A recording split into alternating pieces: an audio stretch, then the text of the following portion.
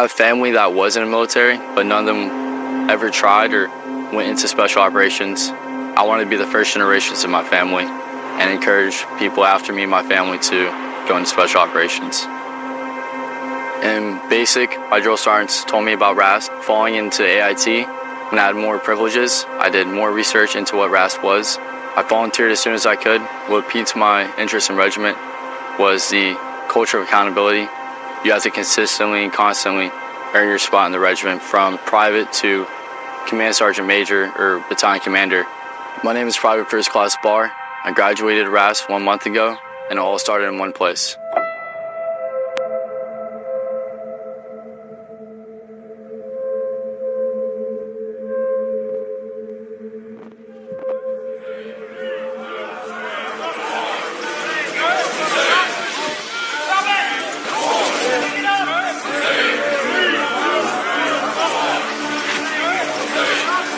When I came through career RASP, a lot of it was standing on the rocks and ensuring that candidates were administratively ready to go to R1. Now it's become a much more comprehensive program, utilizing the 6 weeks in between each individual R1 class up. We utilize that to evaluate and prepare candidates to attend and pass RASP 1. During that time, we will conduct more team events where candidates have to work in an environment that is deliberately designed to challenge them, both individually and as a team. We also prepare the candidates intellectually. These will include land navigation classes, rucksack packing classes. All of the things we do here are to prepare candidates for what is about to be RASP 1 Phase 1.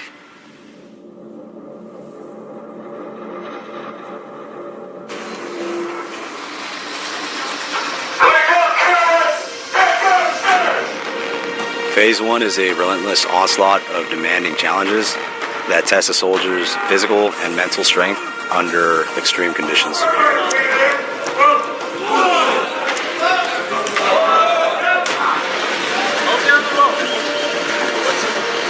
Hurry up! Hand over hand! You're gonna hurt yourself.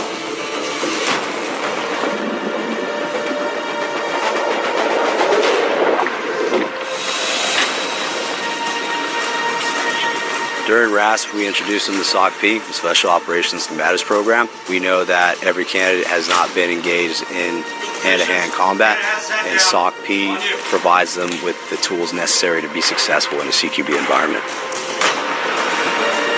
The range of first responder is a point of instruction that the candidates get. It's the assessment of the candidate's ability to quickly stabilize and retrieve a casualty.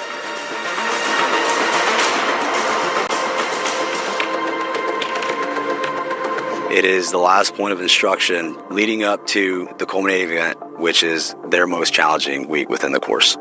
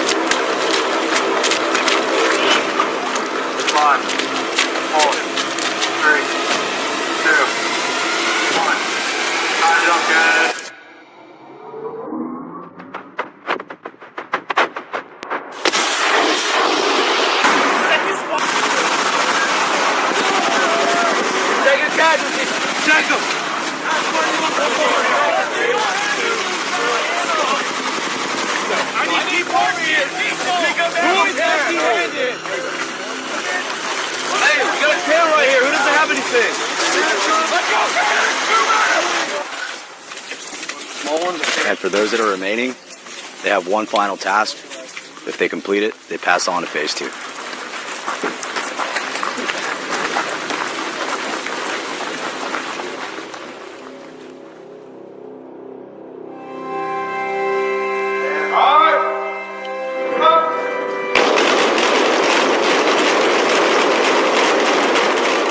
Phase 2 is the second phase of RASP 1, where after we've tested their physical assessment in Phase 1, we now start to introduce them to different skills and really start to test their mental capabilities. The first thing that they're introduced to in Phase 2 is a marksmanship program. For a lot of these candidates, it's the first time they've ever held a pistol, so we really hone in on the pistol skills, as well as touch on basic rifle marksmanship, and even more advanced techniques that they're going to need to know to become a ranger.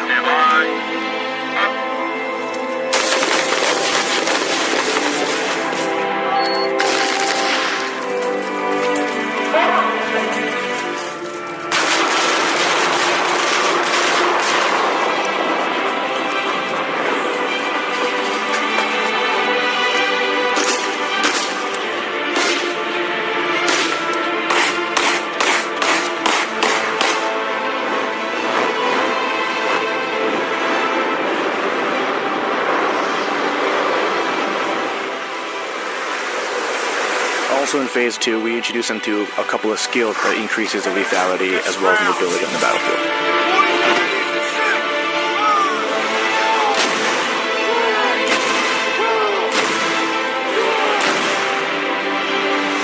And lastly, before graduation, we bring them into the shoot house. The shoot house is a culminating event between Phase 1 and Phase 2, specifically in the combatives program. But not only are we testing their combatives capabilities, we also want to see the room clearing capabilities, the weapons manipulations, and to see if they have the aggression that it takes to become a ranger.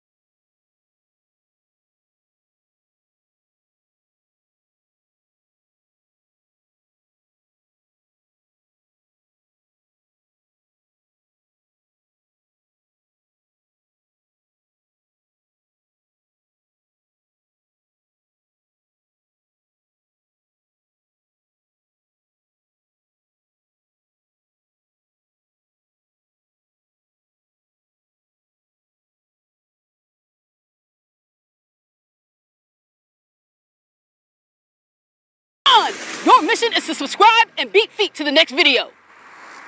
Why haven't you done it yet?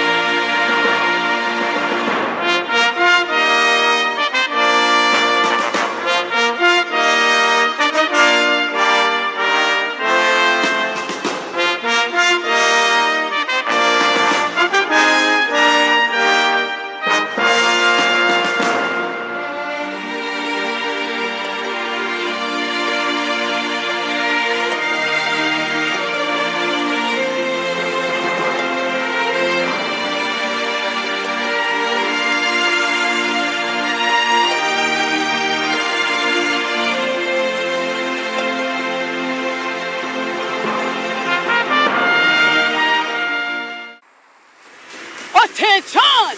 Your mission is to subscribe and beat feet to the next video. Why haven't you done it yet? Hello, I'm Sergeant Sherry. I'm with A Company 187. Right here, we're celebrating the D Series, which is a series of competitions that we'll be doing here at Fort Drum. It dates back and celebrates what a brave men did at 10th Mountain back at Camp Hale, Colorado, back in late March of 1944. Right now, they did it with a 90-pound rucksack. We have approximately, I'd say about 65, maybe 70 pounds of that, but we're gonna get loaded up with ammo later on. So we'll reach that 90 pounds for sure later today. So let's first start off with our skis. We got 2 sets of skis that we'll end up using for cross-country training purposes. There'll be a biathlon event later on where we'll ski up to each target and then shoot it with our M4s.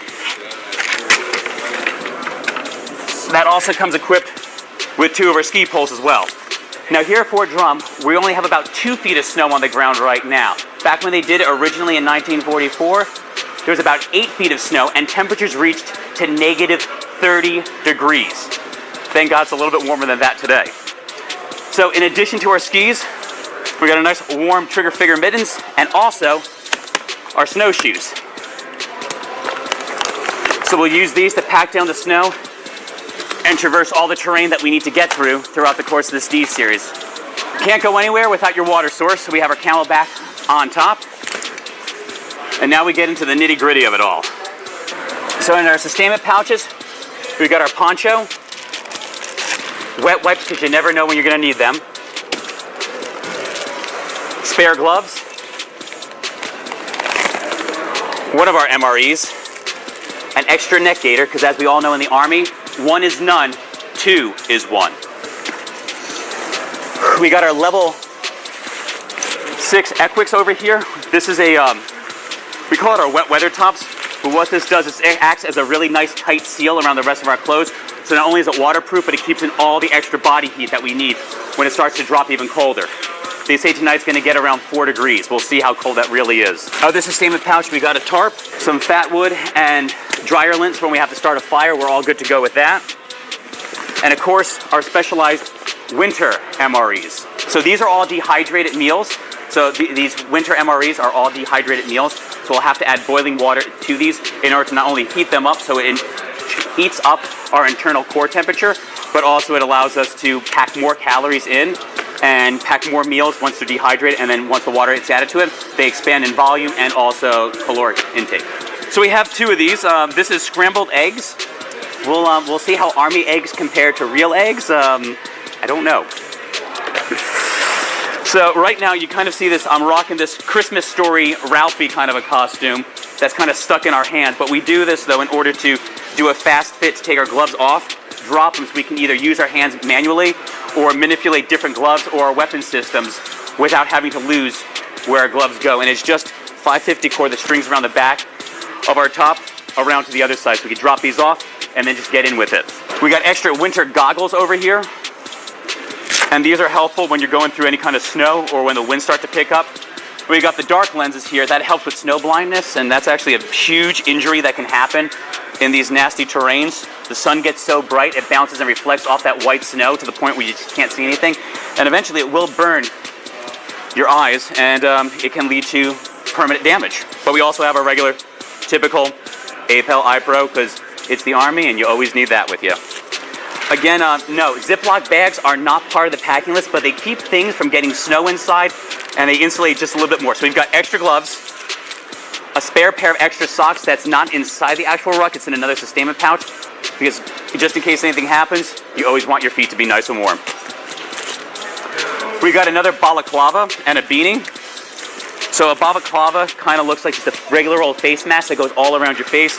Extra beanie again because 2 is 1 and 1 equals none. That's what we got for in here. Okay, we're gonna dive now into the deeper parts. You'll notice that we have 2 different bags around this. We have one contractor bag versus our regular Army issued wet weather bag. So we do this just because it's an extra layer of insulation. Sometimes the insulation and the water repellents on these wet weather bags don't always work. Contractor bags are normally a fail-safe. We learned this in Ranger School, but it creates just a better seal and makes sure that your gear is good to go. Because the worst thing that can happen is you get snow inside and everything starts to melt and then you end up with wetness. So some creature comfort items. We got a balaclava, not a balaclava, just a little shamag, just scarf, just to wrap around for late at night, keeping that extra body heat. And of course, where would we be without extra boots? Again, extra insulating gloves to keep your hands warm. Teeth out there, dental hygiene is incredibly important. That's just not a plug. For our dentists on post, that's actually a plug because we're gonna be sharing a 10-man tent and 10 guys in that tent without brushing their teeth, you're gonna wanna brush your teeth. There's also a little bit of deodorant in there too because once again, 10 guys in a tent, you're gonna want that. But our ACH for when we shoot and when we ski, and of course, wet wipes. Probably the most important thing in our pack list is gonna be our company flag. So a little special shout out and tradition, we are ACO 187, and 187 was part of the original group and battalion when the 10th was originally formed.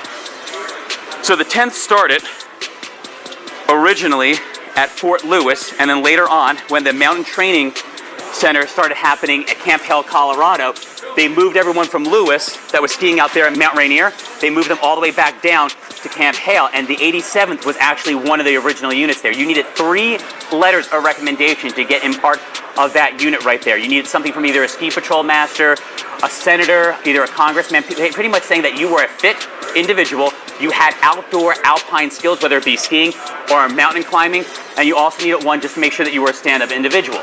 So knowing those 3 letters of recommendation, that got you in what was known as the 87th. And it's proud to be part of that lineage that dates back all the way back into the 1940s. So we also have silk weights right here because it's a performance top. What it does, it keeps you warm, it acts as a base layer, and it wicks all the moisture away from you so you can still sweat, but you'll stay relatively dry and not get hypothermia. Insoles, because if your boots start to get a little bit, we don't want to put on the other dry set of boots, you can just put a new set of insoles in your boots and you're good to go. Again, extra socks, always extra socks. Foot hygiene is one of the most important things you can have out there. We got some extra ear pro right in there. And of course, a windbreaker jacket. There's multiple layers of clothing that we have. They go from level 1 all the way up to level 6. And right now, this is another level that we have. You don't really need it because of all the levels we have, but depending on your discretion and what you do and how bad the weather gets, it always helps to have extra layers of clothes. Now, as you can see, these are, again, all wrapped in Ziploc bags. The importance of those Ziploc bags, again, is to keep everything, A, compact in your ruck, but also dry. I cannot harp on that enough. This is our waffle top and our waffle bottoms. As you can see, it's knit. It's a little bit better than thermal underwear that you have, but it's long johns and long john top, and it's a waffle knit. And as that works, it also creates a better base of insulation on your skin, so you can trap in more body heat and survive the colder elements a little bit better. So we have bottoms for that. We also have a top layer for that. And again, we have, just as we have our over whites here, we have an over white top in case we need that as too. Now that's only half of the Mary Poppins bag that we have right now, but it just keeps going. Also over here on the side, we have another sustainment pouch for any time we would need a multi-tool, like a Gerber or a Leatherman. No, we're not necessarily sponsoring them, but these are, I've had for many years, so that's what we keep with me. A lot of guys, they get sentimental when they go out to doing field events. So what they'll do is they'll bring something with them that they've had for a while that brought them good luck. This one got me through swamps in Florida for the Ranger School phase, so I've kind of kept it with me for every field event that we've always had. So we'll keep other items on us like protractors for land nav. We'll also keep compasses on us as well. Some of the other neat tricks that we'll have on us, we'll keep a set of what we call ranger beads, and we'll use these to mark distances everywhere we go. And in case you're not familiar with these ranger beads, every 100 meters or so, you're gonna mark off one of these guys down. And that allows you to keep track of your distances. So finally, when you reach 1 full kilometer, you can slide down a top bead. And that just helps you keep track, especially when you're doing longer distances and you have to book it from one end all the way to the other. It's an easy way to keep track as opposed to just wandering aimlessly in the snow, like many of us will end up doing today, undoubtedly so. There's 2 different things I'm wearing around my neck right now. I've got a headlamp on here that has a red lens and a regular white lens. We keep it around our necks, some of us do, just so it's, A, we don't have to reach in our bags later on, and we always know where it's at. Also, if we need to, we can easily slide it up to our heads if needs be. The other thing that's part of this, our pack list, it's called an Arctic necklace. So it'll have a lighter right here, and we use butane fuel because it's a lower freezing point on this one, and it helps start fires better. Also, we have our chapstick because A, it's important, your lips will get chapped, your cheeks will also get chapped as well. And it's important to make sure that your skin does not get windburned while you're out there, because that could also lead to frostbite, which leads to injury and then takes us out, not only of this competition, but real world scenario, takes us out of the fight. And we want to make sure that we're ready to go. Back in the 40s when they were doing the D series, the soldiers, after surviving weeks on end out there in the harsh elements of Colorado, they wondered how hard could combat be, being that they just survived over that amount of elements with the snow, with the ice, with all the simulations that they went through. They thought, how hard could going to Italy be if we could survive the D series? And they actually said after they attacked Riva Ridge and Mount Belvedere and took that, they realized that they wouldn't have been able to do that if it weren't for the D series. So we're happy that to be part of this tradition, and we're happy to be part of this training because this will prepare us for other elements that will happen along our trail here. And we always pack a few other creature comfort items, whether it be some hot hands, those little thermal packs that we can wrap up, or we always bring a couple of extra treats. In the Army world, we call these lickies and chewies, but truthfully, when you get out in the middle of the woods and you're low on calories and you don't want to get into your MRE, sometimes a little protein cookie or a protein bar goes a long way. Later today, one of our events is going to be actually boiling water out of a metal canteen cup. So good thing we cleaned these out beforehand. We'll boil water out of this. We'll use it to heat up our MREs, and then we'll have a nice little dessert later on. It's a lot different than how they did this back in the Pando Valley back in the 40s. So that's my ruck for the day, and for the rest of the 24 hours, I'm Sergeant Sherry with ACO 187 here at Fort Drum, and I'll see you at GoArmy.com.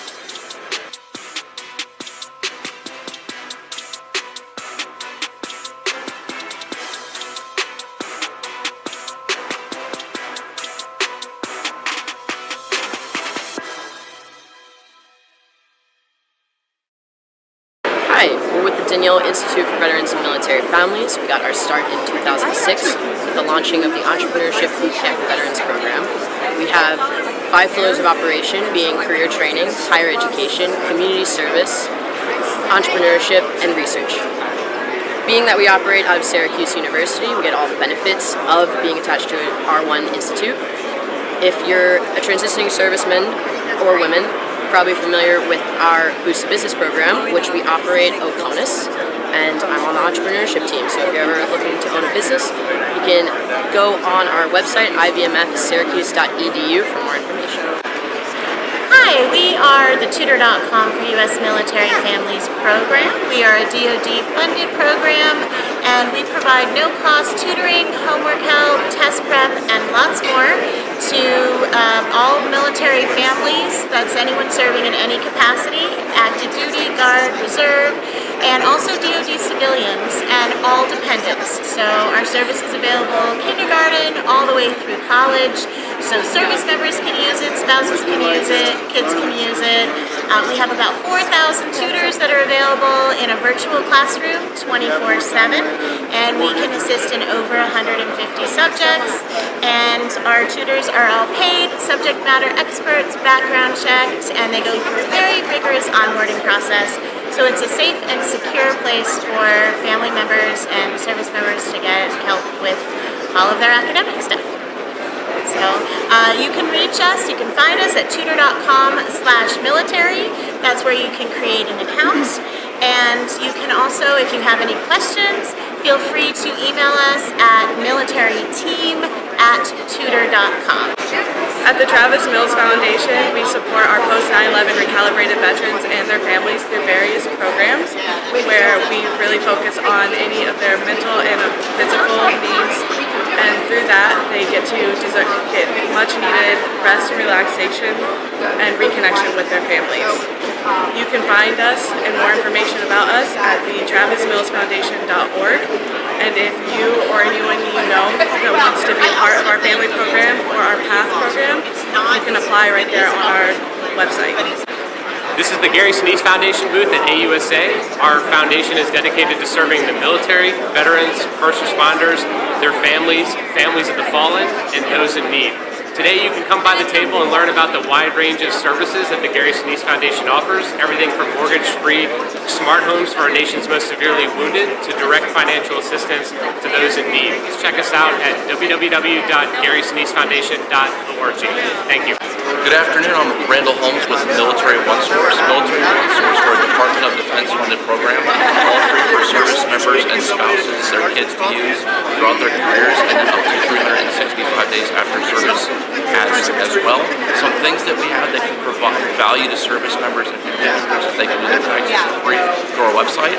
We have free health and wellness coaching. We also have free confidential 9-minute counseling for stress, family counseling, and also for grief loss.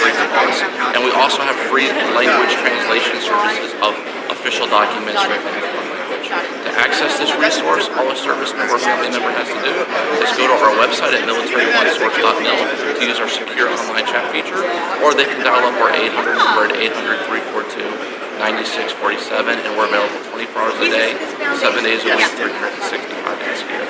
Thank you very much. I work for Blue Cross Blue Shield, and I'm here representing the FedVid program. And our mission is to let as many uniformed service members know their families and retirees of their services so that they can get dental and vision. And you can go to our website at bluecrossblueshield.fvp.com. Hi, we are United Through Reading. We're a 35-year-old nonprofit organization that supports military and veteran families by keeping them connected through shared story time. We do that through a few different means. We ensure that our service members and veterans can be video recorded reading books to the kids in their lives, and then we make sure that recording in the book is sent home to the child for them to follow along. We do this on military installations, within military units, at our pop-up events, as well as on our app. Our app is available to any service member or veteran to use for absolutely no dollars. And for every recording they make on the app, they can receive a book sent to the child so the child can follow along. So it's a great way to build up their story time, their library, and stay connected. You can find us and all of our literacy resources at unitedthroughreading.org. Good morning. Richard Hayes. I'm the president of Vet Jobs, and also on the board of Military Spouse Jobs. We exist to create an ecosystem to help military members, past and present, and their families find productive careers. We offer many services. We're worldwide. We've been around for 20 years. In July, we hit our 100,000th placement of veterans and family members in productive employment. And how we work is really quite simply, come visit us at vetjobs.org or militaryspoussejobs.org. You register, within 40 hours we'll contact you, and we'll ask you 3 simple questions to get started. What do you want to do? Where do you want to do it? Who do you want to do it for? And we'll work with you to help you think through that. And we'll upskill you, retrain you, reskill you, rebrand you, and then we'll go about finding you the career and the job you want where you want. So that's what we've been doing for 20 years, and look forward to having you come see our website and come leverage the great services. And best of all, we do not charge anybody for our services, not the employers, nor the candidates, spouses, military members. How do we do that? Through the great foundations and corporations that find our mission compelling and love the effectiveness of what we do. I'm Becky Porter from the Military Child Education Coalition, MSEC. MSEC's an organization that has been around for 26 years, helping military-connected students transition from one school to another as they move around the world. One of the programs that we have at MSEC is our Military Student Consultant. That's a call line that anybody can access from anywhere in the world when they have an educated-related issue that they need assistance with. We can connect you to a school liaison officer, to a school that your child is going to go to, or just help a parent figure out how to help their child. If you want to get in touch with the Military Student Consultant or with anyone at MSEC, our website is militarychild.org. Good morning. I am Donna Green with the American Red Cross, and our mission is to prevent and alleviate human suffering in the face of emergencies by mobilizing the power of volunteers and the generosity of donors. One of the resources that we have for our military, active duty veterans and families resources in partnership with aid societies in helping service members come home from an emergency due to an illness or death of a family member. We also provide resources in the form of giving agencies that can help veterans with financial assistance for bills and housing issues. You can reach us through redcross.org, and everything that is provided is on that face page. We are Telemind, a military community health resource for the entire military community, spouses, veterans, active duty, etc. We utilize both TRICARE and VA benefits, along outside insurance companies as well. Please contact me with any questions or comments at Meredith Seiler at MESIELLER@telemind.com. Thanks so much. So Armed Services YMCA is an organization that supports junior enlisted military members and families from each of the branches of the Armed Services, including the Coast Guard. And we are located in 13 different spots across the country around major military installations, including 7 Army installations right now. We have programs that provide things like childcare, mentoring programs for military youth, parenting programs, food support programs, and other things that just provide resilience and support to those junior enlisted members and their families, again, at 13 different branches across the country. We have other resources that we like to target in each individual branch based on the needs there. And if you want to learn more about Armed Services YMCA, you can always go to www.asymca.org. Hi, my name is Casey McGowan with the Military Spouse Employment Partnership. We are an employment partnership that aims to connect organizations that wish to recruit, hire, promote, and retain military spouse talent with career-ready military spouses. Since our organization's inception in 2011, we have over 850 partner organizations and nonprofit organizations that work with us. And to date, we've hired over 340,000 military spouses. To learn more about our resources, you can go to msepjobs.militaryonesource.mil, or you can learn about us with the broader SECO program, the Spouse Education and Career Opportunities. Thank you. Hi, I'm Vicki Johnson with Operation Gratitude. We're a national nonprofit that provides care packages to our military and first responders. We started 21 years ago. We packed over 4 million care packages supporting those who serve our country. We have programs supporting deployed troops, our veterans, our wounded heroes and caregivers. We also have a program for our military children. We have battalion buddies that we send to the children whose moms and dads are deployed. We have a military spouse program. We do all of that through bringing volunteers together across the country who help us write letters to go in the care packages, make the paracord bracelets, and actually assemble and distribute those care packages. To learn more, go to OperationGratitude.com. We are a Strategy Assistance Program for Survivors, also known as TAPS. So we comfort and help military families who lost a loved one regardless of their avenue of death. We provide all kinds of resources, whether it's casework, helping you navigate the VA, whether it's financial assistance that you may need. We're also a peer-to-peer network, so we help people from peer-to-peer aspects. We provide all kinds of resources and assistance that you may need whenever possible, whether it's helping you through the grieving process, whether it's sending you to seminars all across the United States. And you can find us at taps.org, or you can call our 1-800 number. Hello, I'm Mike Schlitz. I'm an ambassador for the Robert Irvine Foundation. We're here at AUSA supporting our community. Robert Irvine is a chef who served in the Royal Navy, got his American citizenship, and understands the service and commitment to giving back. And he does that by community engagement, serving heroes meals through breaking bread, bringing unit members back together with Reuniting the Brave, and our new initiative, Facing the Fight with Suicide Prevention. We also provide mobility devices. If you'd like to learn more about the Robert Irvine Foundation, please visit us at therobertirvinefoundation.org to learn more about what we're doing to support our veterans, first responders, their families, and our families of the fallen. Hi there, I'm with Hiring Our Heroes. Our mission is to connect the military community with employers and meaningful employment opportunities, as well as diversifying the workforce. You can find us at hiringourheroes.org or on most socials at Hiring Our Heroes. Good morning, I'm Tom Landemeyer, President and CEO of Homes for Our Troops. We're a national nonprofit in Taunton, Massachusetts, but our reach is all across the country. Our mission is to build specially adapted custom homes across the country and then donate them to the most severely injured post 9/11 veterans to enable them to rebuild their lives. We began in 2004 and just recently donated our 400th home down in Texas, and we built in 45 states. To find out whether or not we're building in your area or to how you can help Homes for Our Troops and our mission, please look us up on our website at hfotusa.org.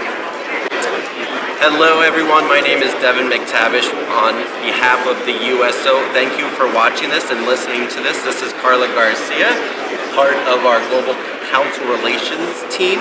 And we here at the USO, our mission is to enhance the well-being of service members and their families. And we do that through a number of different programs where we actually go out and support them where they are. So wherever service members go, that's where we go, including 250 locations worldwide. Now when it comes to families, we obviously need to make sure that they are taken care of while their spouses are serving abroad. And we do that through a number of different programs, including one of my favorite, a reading program. Yes, and the USO Canine program is brand new, and that supports our service members around the globe with therapy dogs and working with our community partners.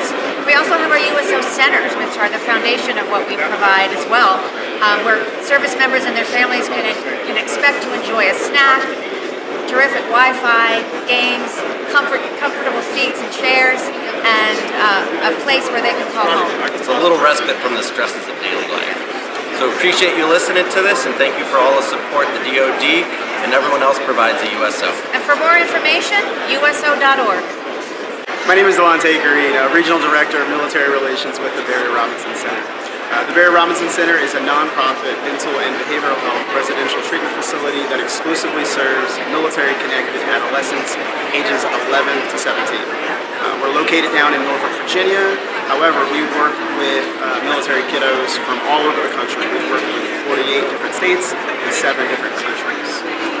While residents are with us, they will receive individual therapy, group therapy, as well as 5.5 hours of school while with us.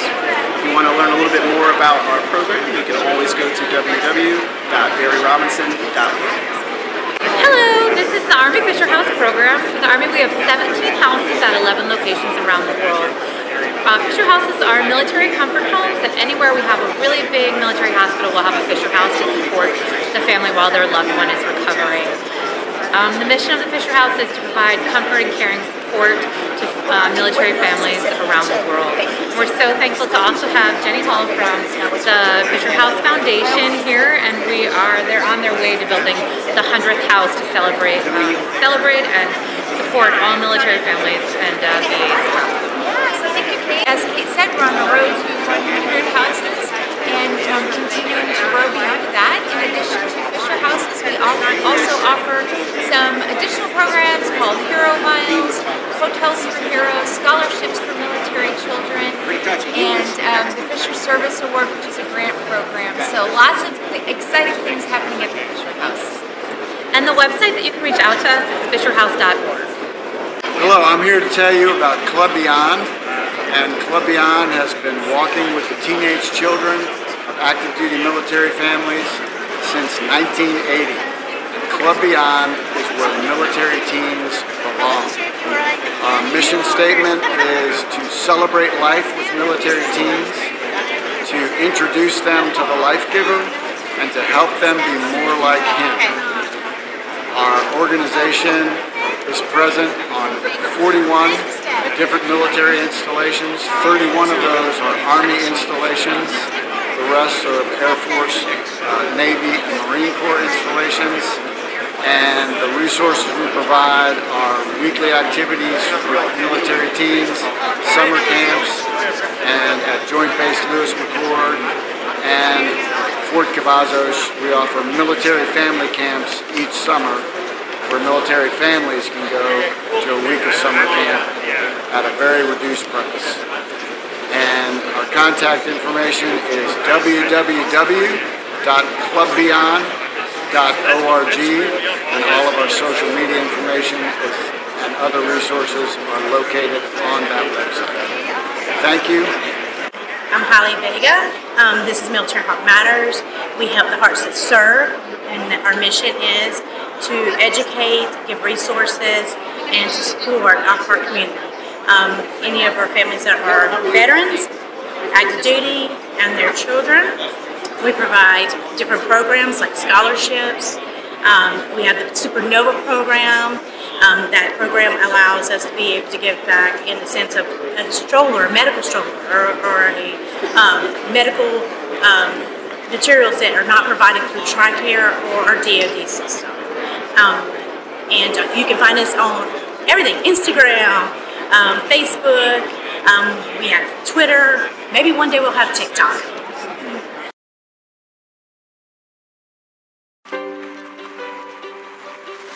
Soldiers, thanks for watching. If you like this video, continue to watch us and click subscribe.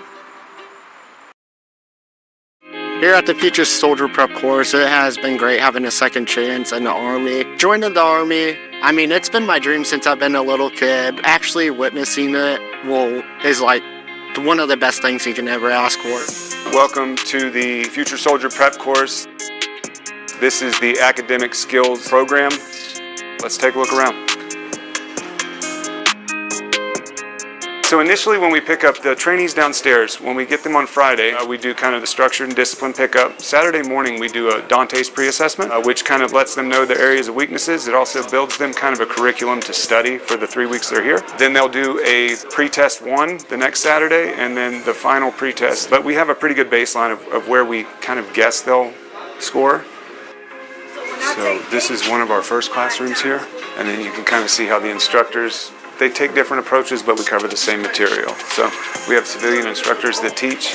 When I came in the Army, those Cat 4s, the people that didn't pass, they never got the opportunity for this. So I think one of the things that people don't realize, especially across the Army, because of just the fact that these kids' scores don't necessarily dictate their ability to learn, I think providing them structure, safety, and then your basic human needs, right? Food, shelter, security. You'll see a lot of these trainees. We're getting some in the 80th percentile, the 90th percentile.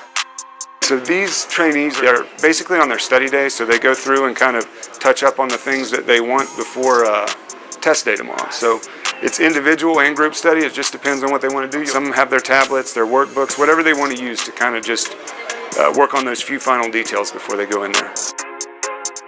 When somebody need help, the class really, they come together, work on the board. If it's on the board, we need to write it on our paper. So like when we're in class, we work together. When we're in the bays, we work together. And when we don't understand something and we know somebody else that understands it, we go ask them and stuff like that. I just felt like it was a good opportunity for me to get my distractions out the way and just focus on the test. Tomorrow when I pass this ASVAB, I'm gonna feel real excited. It's gonna be a lot of relief. It's gonna be a lot of everything that I work for, everything that I really put in for it. I'm gonna take that into basic training. I'm gonna keep going with it. So I'll tell you a secret from what I've learned, and I'll tell a lot of you guys this tomorrow. The people that go in there that smoke this thing in an hour and 20 minutes and come back out traditionally do not pass. Okay? The ones that take their time you have plenty of time to pass the test, right? But you need to take your time and be sure what you're going to answer. Yes. How likely am I to get an leave or dog handler? It depends on your line scores and what's available. I've seen both. Both of them I've seen happen here. So it is totally likely. It just depends on your line scores and availability. So what will happen, you guys will test tomorrow. We're going to march back. You'll eat lunch. I will give you guys your test results, and then we immediately walk over to start renegotiation.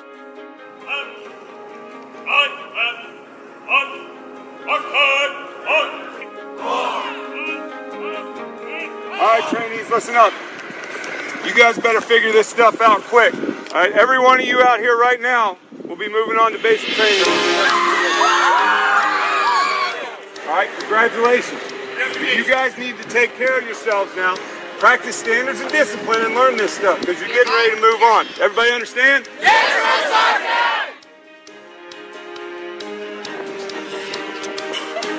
And we just found out that we passed the ASVAB. I'm feeling good. I'm feeling excited. I'm ready to move on. Life is all about steps. You have to crawl before you can walk. I had a couple tears of joy, but it was exciting. It was like I feel like I could do anything at the moment. Like so much joy, so much excitement is going through my body.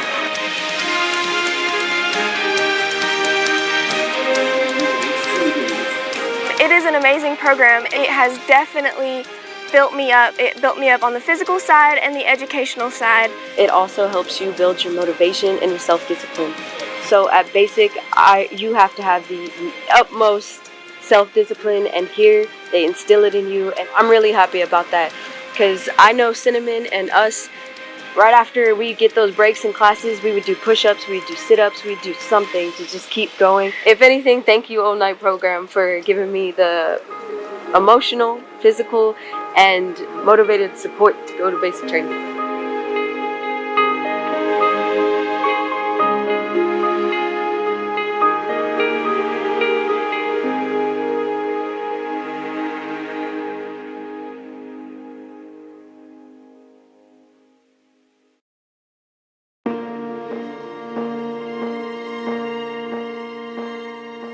Welcome to the one and the only United States Army Drill Sergeant Academy.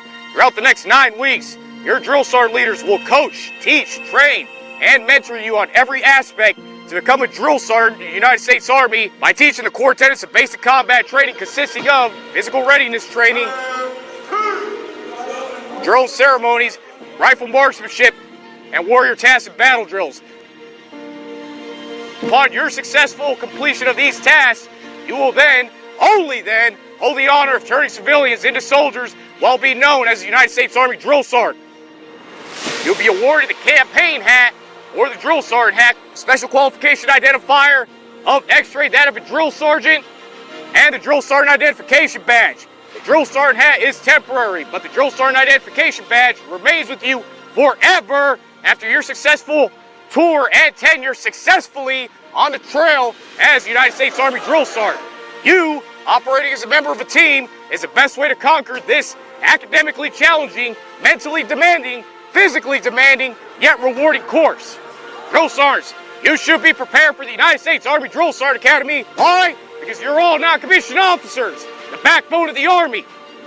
Drill Sergeants, your strength will be tested both mentally and physically through your drill sergeant leaders. They're the top 0.01% of those non-commissioned officers that have been paneled by a board of nominative command sergeants majors across all centers of excellence who then select them to serve as drill sergeant leaders. Drill sergeants, you will treat my drill sergeant leaders with the highest degree of dignity and respect, for they have earned their place as drill sergeant leaders and will expect nothing less than that of a non-commissioned officer. With that, drill sergeants, I can promise, which is a combination of promise and guarantee, that they will do the same for you. The torch burning brightly in the center above all else symbolizes liberty, drill sergeants. Only you determine how bright that torch will remain throughout your next 9 weeks to your devotion to duty and commitment to excellence. Last but not least, drill sergeants, there are 3 words, 3 distinct words inscribed on the scroll at the bottom of the drill sergeant identification badge that drill sergeants past and present and you will hold near and dear at the end of this rewarding course. This will defend.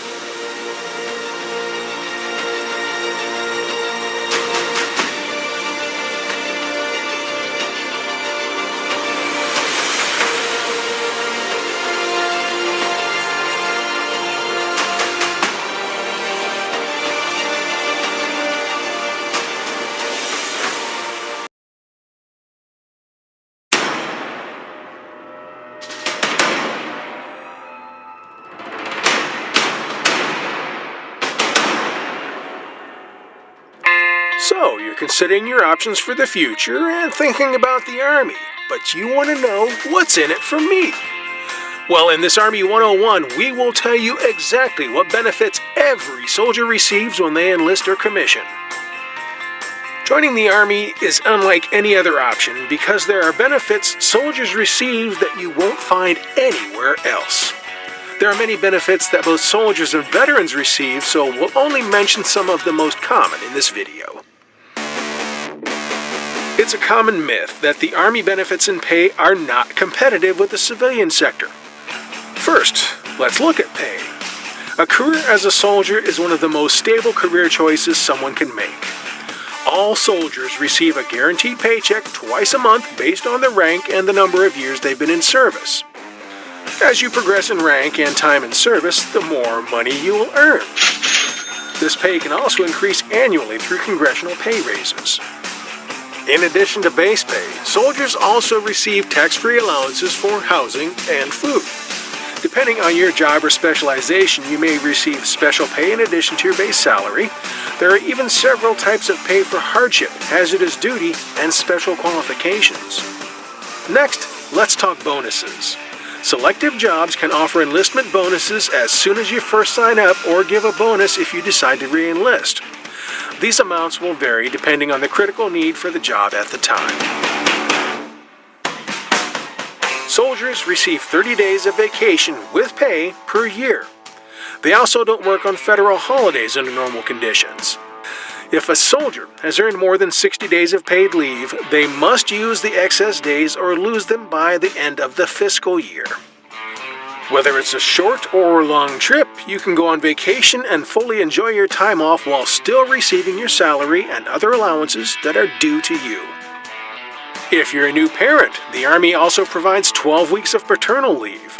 This applies to new birth parents, non-birth parents, adoptive parents, and eligible foster parents. New mothers also receive up to 6 weeks of convalescent leave to recover from childbirth. Going into the Army does not deprive you of the chance for a college education. The Army can help pay for college or pay off college loans. The Tuition Assistance Program provides up to $4,000 a year.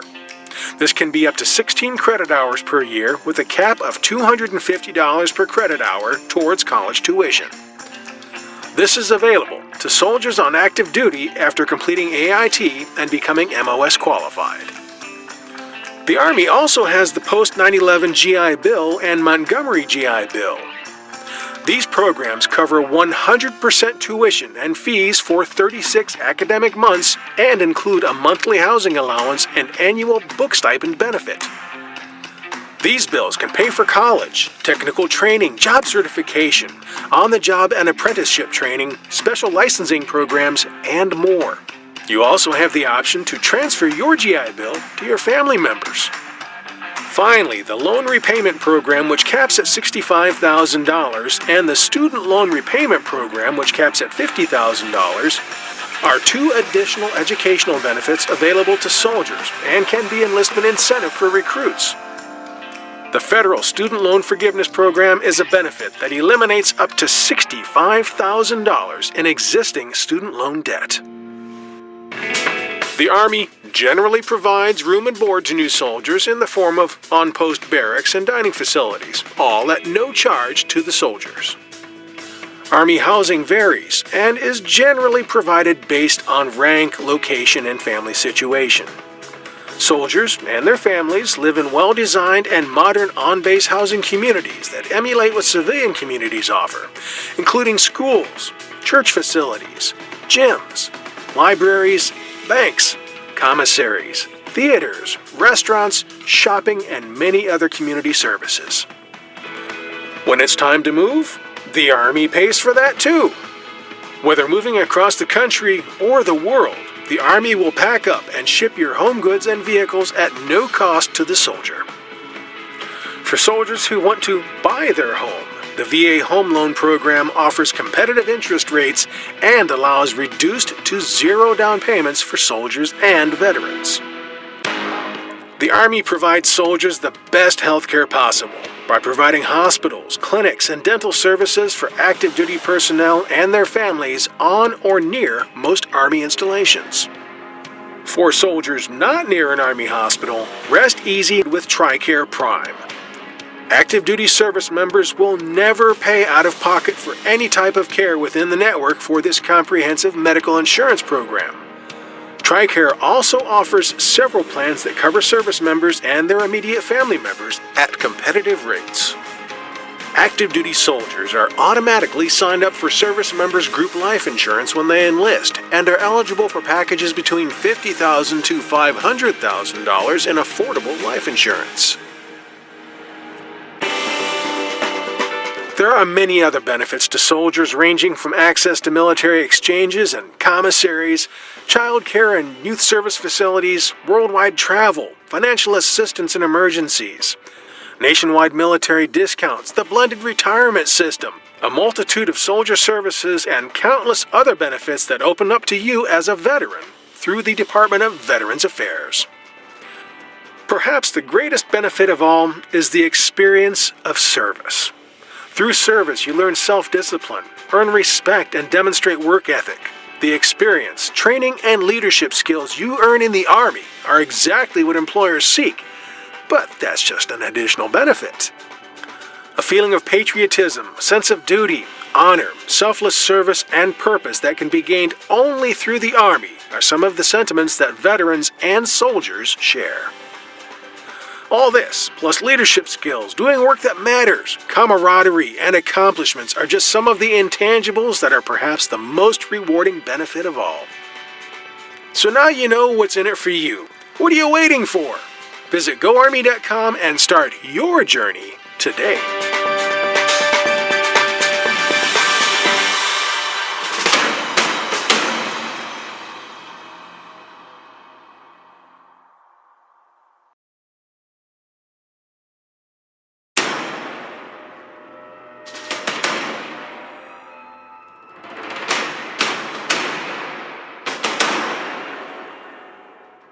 Have you ever wondered what it's like having a career in medicine or the medical field?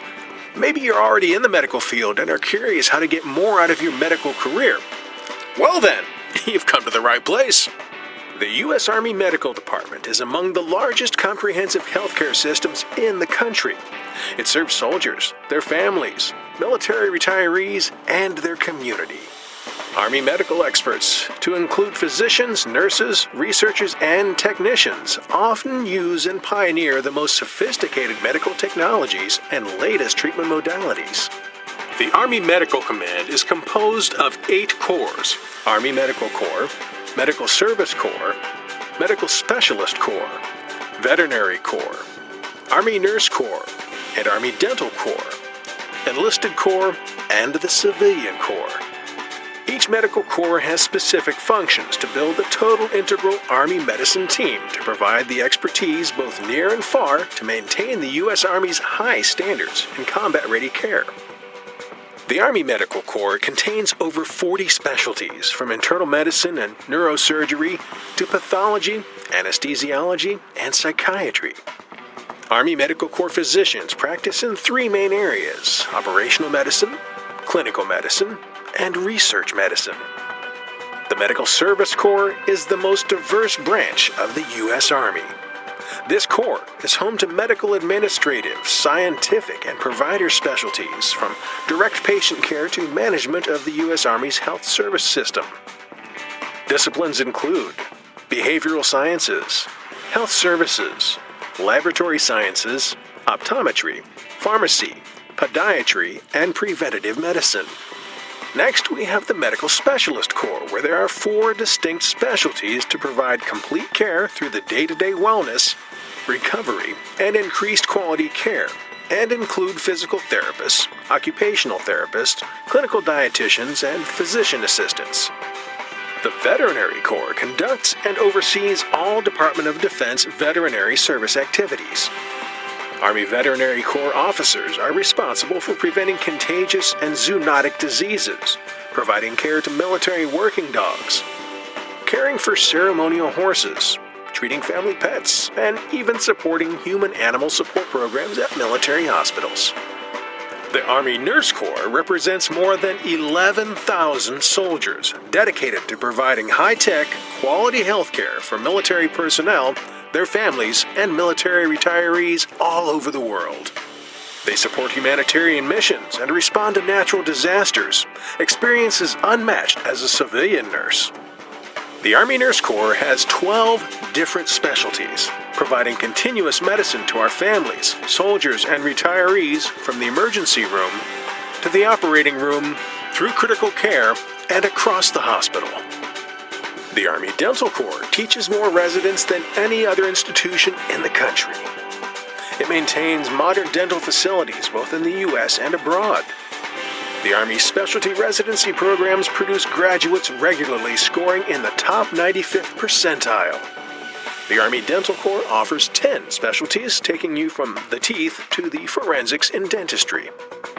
The Army Medicine's Enlisted Corps is made up of 21 specialties. These specialties often translate to or beyond the military professional equivalent.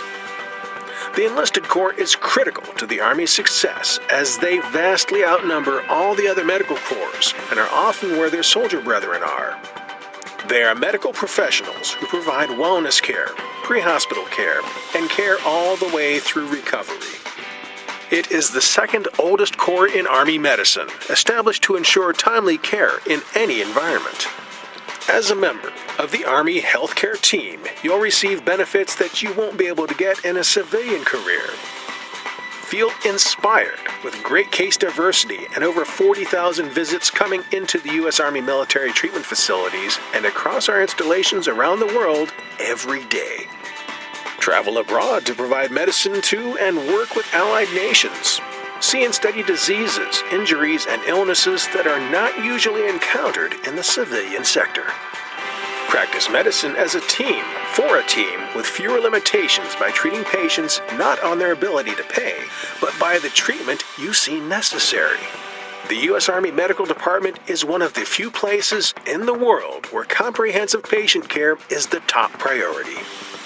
This comprehensive patient care is achieved through investing in the medical professionals at every level across the force. For example, the Army will fund medical school for those aspiring to serve through the U.S. Army's Health Professions Scholarship Program. You can graduate from medical school debt-free, earn $2,400 monthly allowance or more, and receive a $20,000 sign-on bonus. These benefits are offered in exchange for your commitment to serve as an Army medicine team member. This is a team integrated across the U.S. Army, where you'll foster health and strength through caring for the well-being of America's Army at home and abroad. So whether you're looking to become a paramedic, nurse, doctor, or other medical profession, or you already are well into your journey, the U.S. Army Medical Command has something for you. Enjoy the deep satisfaction of performing an important service for your country. Make not only a profound difference on the lives of soldiers in the Army, but in the lives of their families, friends, and the general public.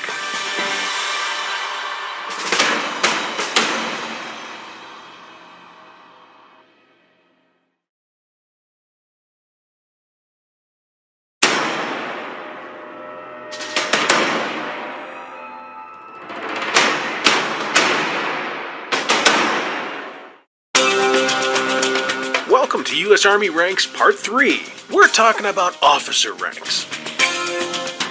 Commissioned officers are the managers, problem solvers, key influencers, and planners who lead enlisted soldiers in all situations. They plan missions, give orders, and assign soldiers tasks. There are 12 officer ranks. Let's take a look. Company-grade officers hold the most junior roles among commissioned officers in the U.S. Army. They handle troops ranging from platoon to company level. Second Lieutenant, 01. Second Lieutenants are the most junior rank for commissioned officers. While they're often considered entry level, they lead a platoon of 16 to 44 soldiers, and a platoon sergeant as the second in command. First Lieutenant, 02. They've been in the service for 18 to 24 months. On top of leading specialized weapons platoons, they head indirect fire computation centers. They are often selected to be executive officer of a company-sized unit. Captain, 03. They serve as unit commanders for a company composed of 3 to 5 platoons or 60 to 200 soldiers. They work with principal NCOs leading skills instruction at Army combat training centers.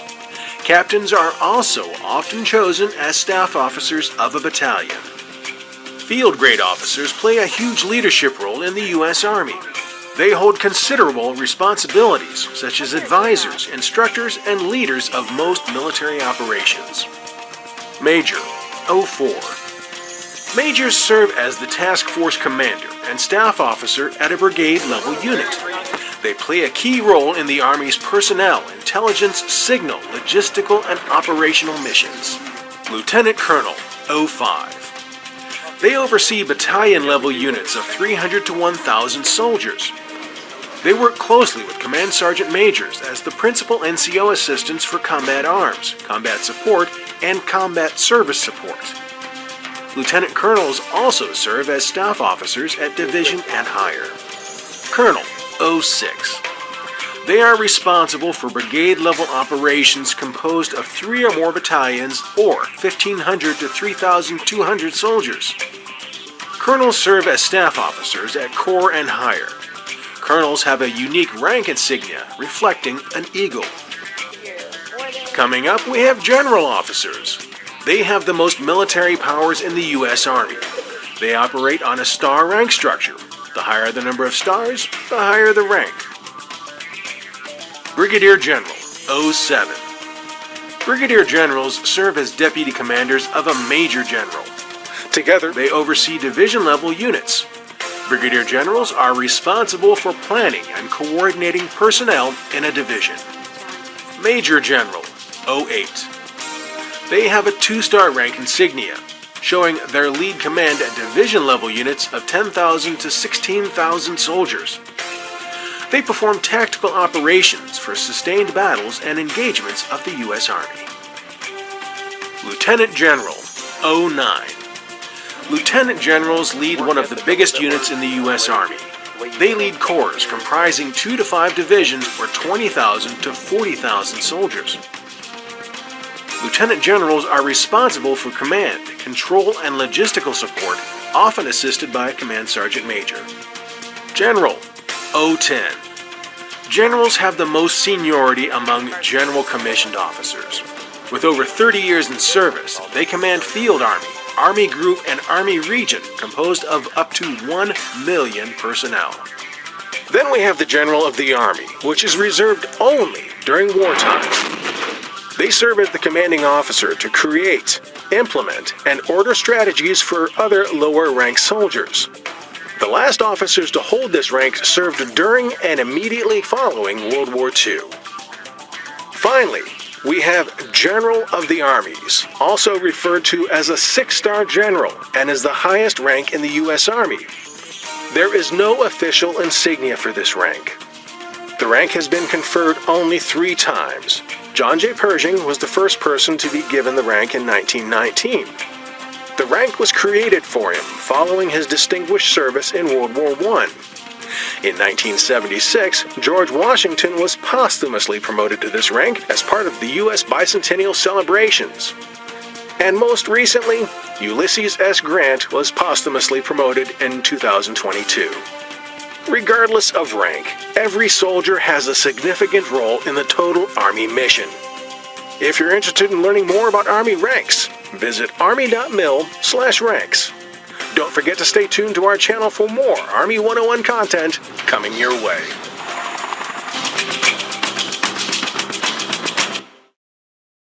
That's it. That's the end of the video. But don't worry, there's more just like it. Do yourself a favor, hit that subscribe button below to watch more U.S. Army content. And when you're done with that, drop and give me 20.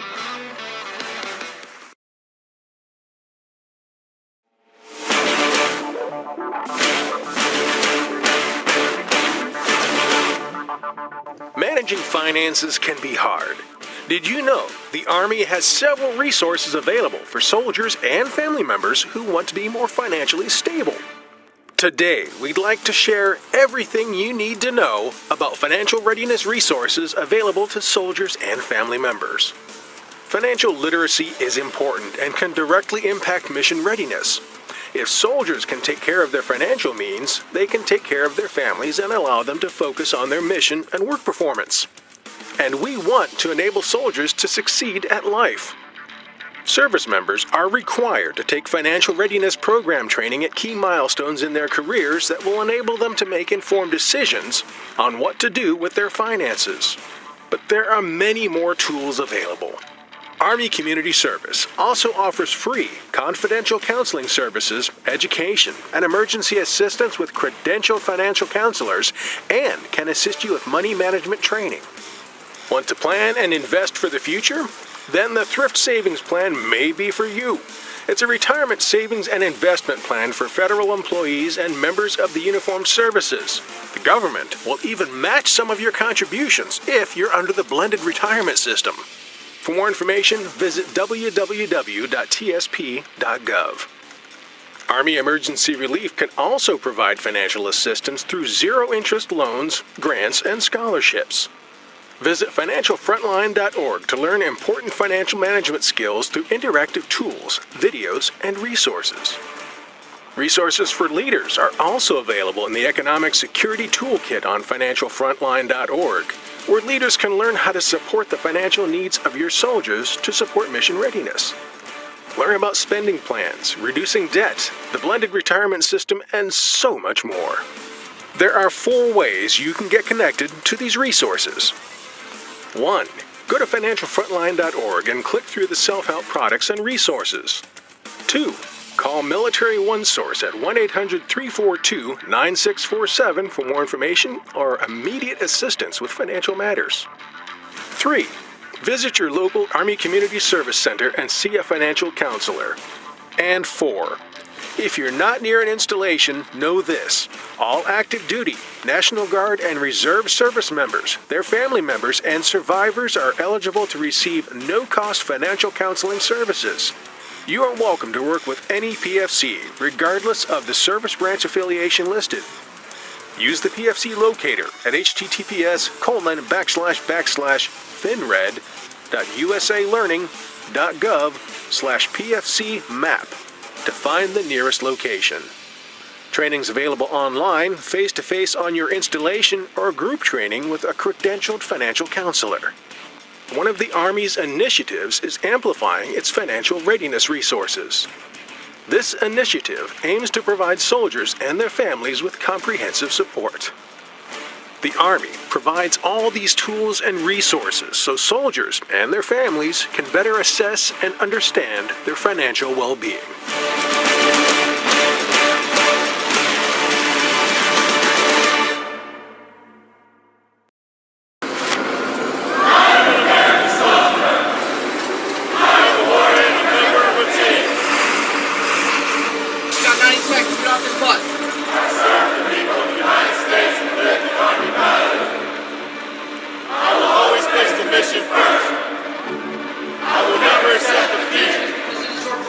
Position in the military. Yes, drill sergeant. I will never quit.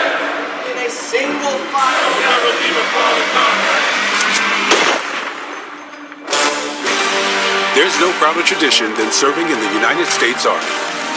And basic combat training is your first step to becoming a respected member in the profession of arms. Soldier training is demanding, both physically and mentally. But in the end, you'll feel a sense of accomplishment that you'll carry for the rest of your life. During this 10-week training process, you'll learn important Army values, traditions, and skills, such as teamwork, discipline, proper military dress, land navigation, rappelling, and weapons handling. The Army has 4 basic combat training locations, including Fort Moore, Georgia, Fort Jackson, South Carolina, Fort Leonard Wood, Missouri, and Fort Sill, Oklahoma. Your training location is determined by your specific Army job, which you'll learn in the Advanced Individual Training phase.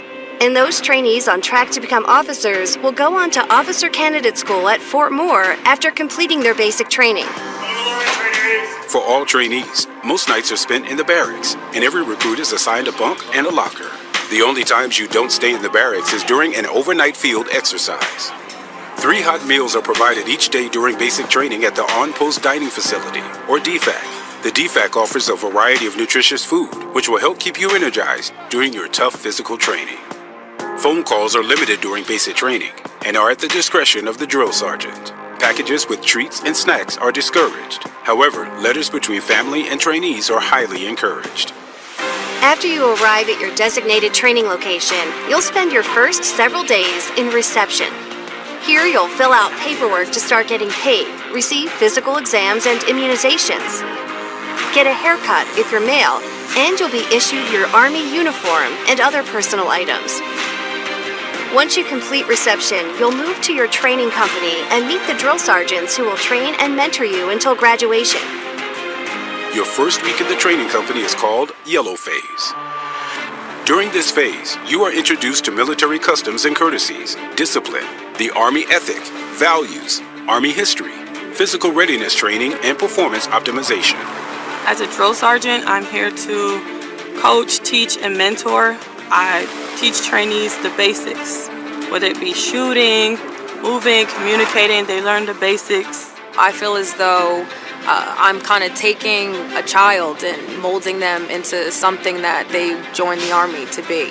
And usually that's to better themselves. They coming into the Army to discipline themselves as well, to learn a new career path, something of that sort. So it's my job to show them a new way of life. After recruits complete Yellow Phase, they enter their next phase of training, called Red Phase, which lasts about 3 weeks. Here, you'll learn the fundamentals and traditions of being a professional soldier, including the warrior ethos and the soldier's creed.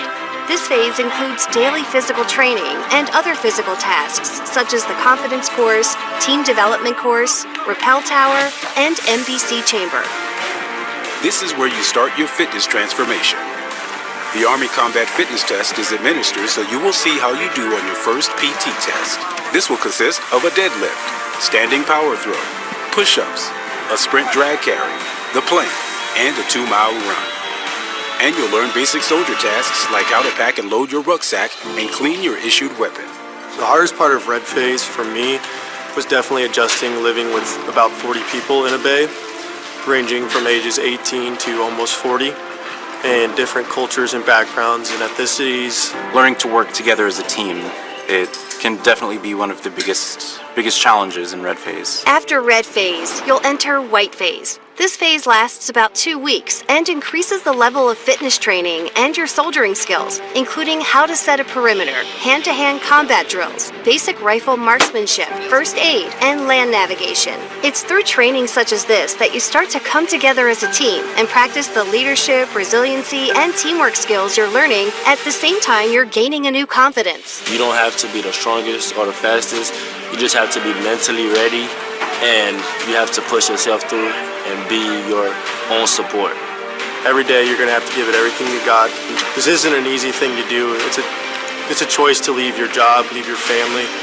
But ultimately, I think just paving the way for the future is important, and showing your family that you can do whatever you set your mind to if you're really willing to put in the work. It's all mental, and you have to constantly tell yourself like you will get through it and you will complete basic training, because that's what's going to keep you at the end of the day. The last phase, Blue Phase, is about 3 weeks long and completes your transformation from civilian to soldier. During this phase, you'll learn advanced marksmanship, the proper way to throw grenades, and maneuvering techniques. You're trained to engage targets and learn how to operate and move as a small team. The end of Blue Phase culminates in a nighttime infiltration exercise.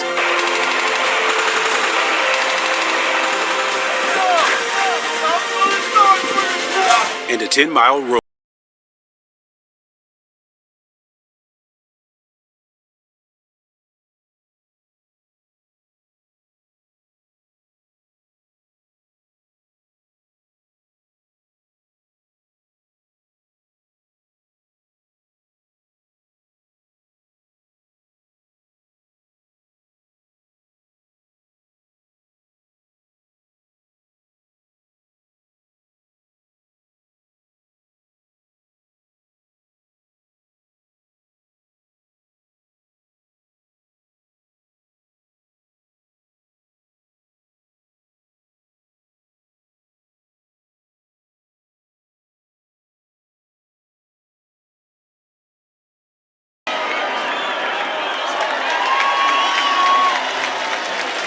where you'll take your final PT test for graduation.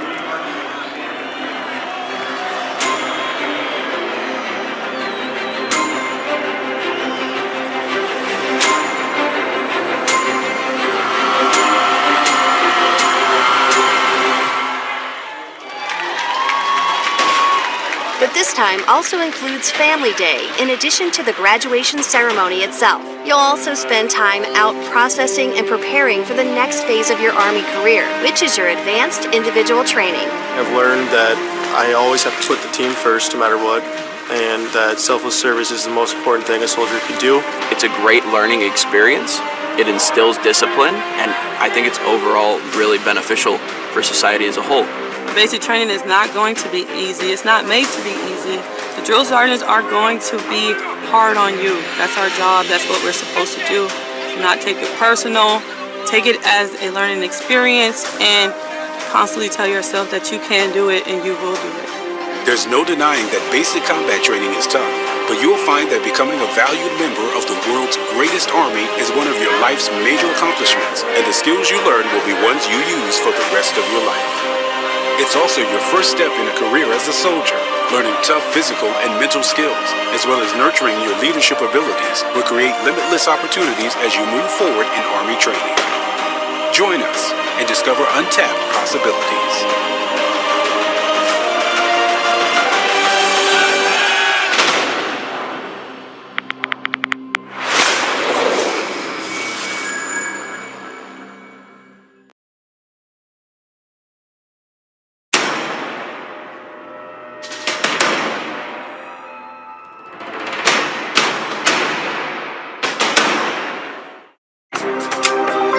Welcome to U.S. Army Ranks Part 2. Who are adaptive technical experts, combat leaders, trainers, and advisors? If you guessed warrant officers, then you're right. Warrant officers can and do command detachments, units, activities, vessels, aircraft, and armored vehicles, as well as lead, coach, train, and counsel subordinates.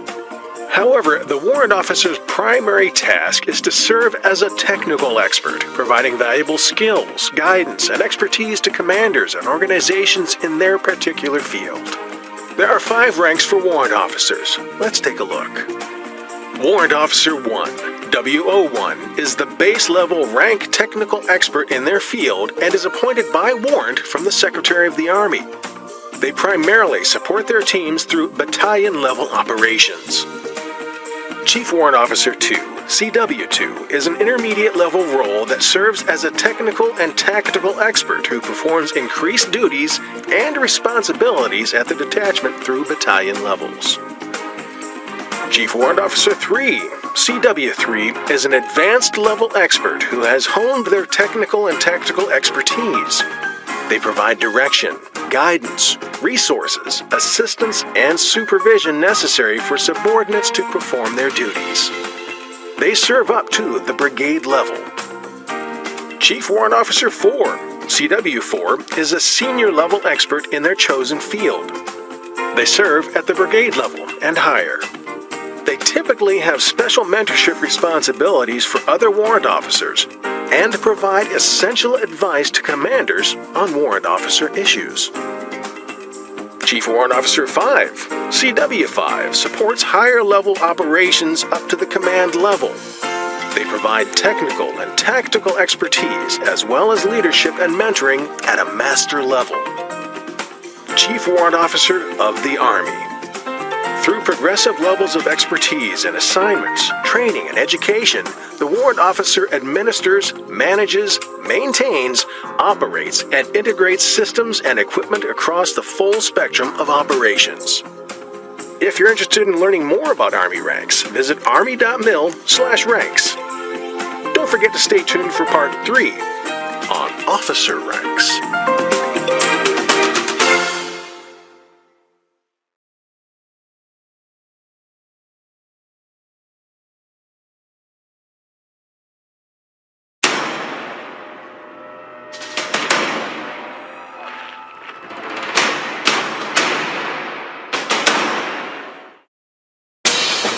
Ranks. What do they mean? What's it all about? Let's find out in this 3-part episode. Army ranks provide a system of leadership that indicates a soldier's level of expertise, responsibility, and authority inside that profession. First, have the knowledge that ensures the success of their unit's current mission within the Army. There are 13 ranks. You'll notice that each rank has an E number. This denotes their pay grade. Private, E1, is the most junior rank. Most soldiers receive this rank during basic combat training. This rank does not carry an insignia. Private E2 is the second most junior rank and the first promotion most enlisted soldiers can earn after completing basic combat training.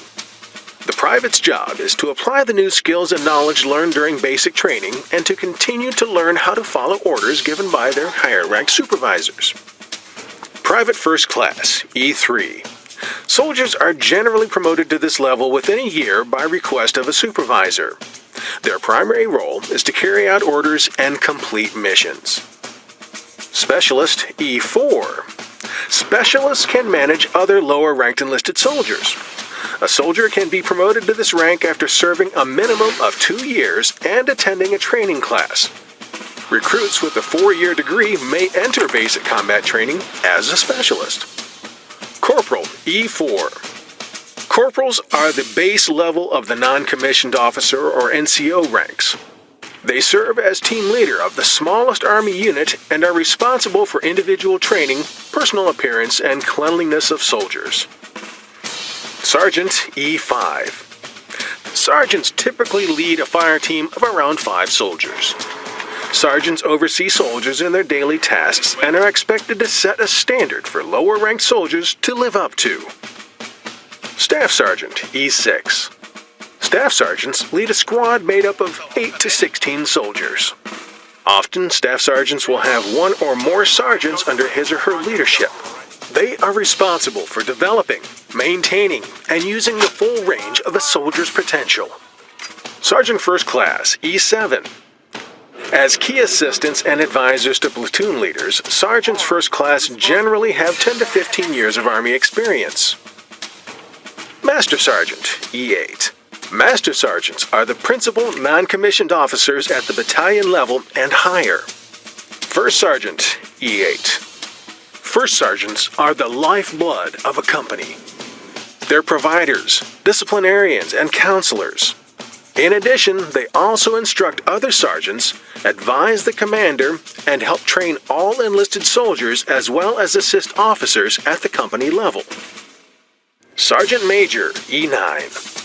Sergeants Major are the subject matter expert in their technical field, primary advisor on policy development and analytical reviewer of regulatory guidance. They serve as the senior enlisted advisor to primary staff officers at the battalion or higher. Command Sergeant Major E9. Command Sergeants Major are senior enlisted advisors to the commanding officer. They carry out policies and standards and advise the commander on the performance, training, appearance, and conduct of enlisted soldiers. Their opinions matter. Sergeant Major of the Army, E9. There is only one Sergeant Major of the Army. The SMA oversees all non-commissioned officers. This position serves as the senior enlisted advisor and consultant to the Chief of Staff of the Army. If you're interested in learning more about Army ranks, visit army.mil/ranks. Don't forget to stay tuned for Part 2 on Warrant Officer ranks.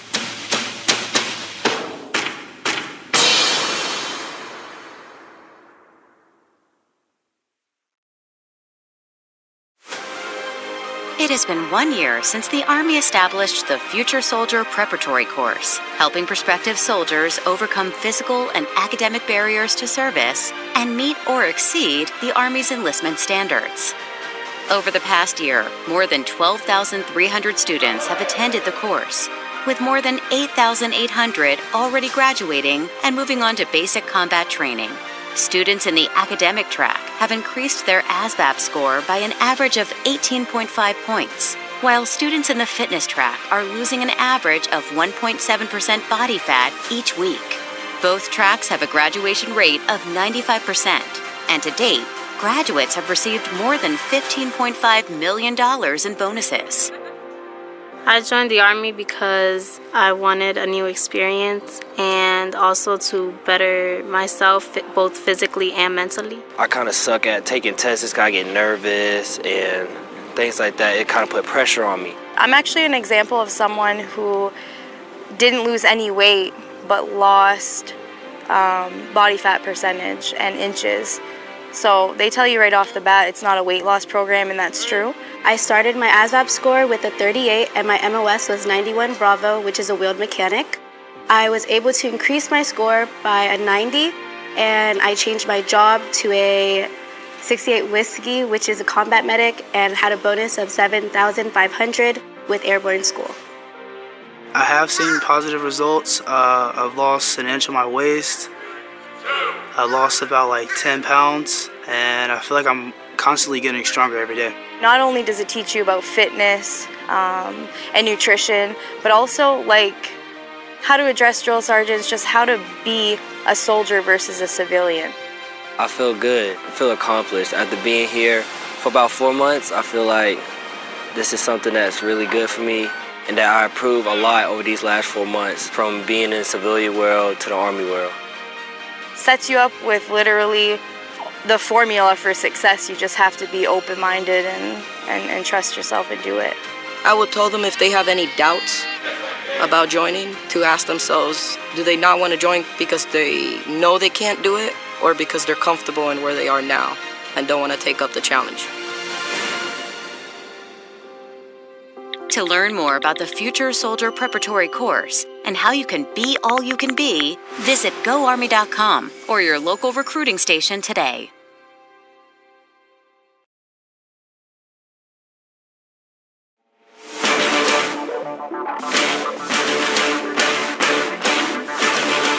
The Army has published a new tape test policy based on findings and recommendations from its recent comprehensive body composition study.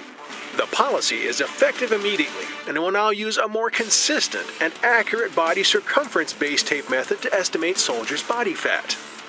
The new methodology only requires taping at one site and uses a corresponding calculation model for all soldiers. The multi-site circumference-based tape method will be phased out over the next year. For the next 12 months, soldiers who require a tape test will take the one-site test. Those who fail the one-site method are authorized to be measured by the multi-site tape method for their confirmation test, as prescribed in Army Regulation 600-9, the Army Body Composition Program, also known as the ABCP. Soldiers who fail the initial and confirmation assessments can request a supplemental body fat assessment via the Dual Energy X-ray Absorptiometry DXA in Body 770 or BODPOD. After the 12-month period from the date of this directive, the one-site tape test will be the only authorized circumference-based tape method. The new policy is intended to increase the readiness of the force by giving soldiers a more accurate assessment of their health and fitness and increasing their knowledge of available health resources to measure body composition. This change is a result of data collected from the Comprehensive Body Composition Study and is an example of how the Army is changing the way we train, develop, and care for our most important asset, our soldiers. The Army will continue to use the data from this study to help inform other potential modifications to the Army Body Composition Program, ABCP. The Army is fully committed to ensuring leaders across the force have the resources and training they need to implement the new updates to the ABCP.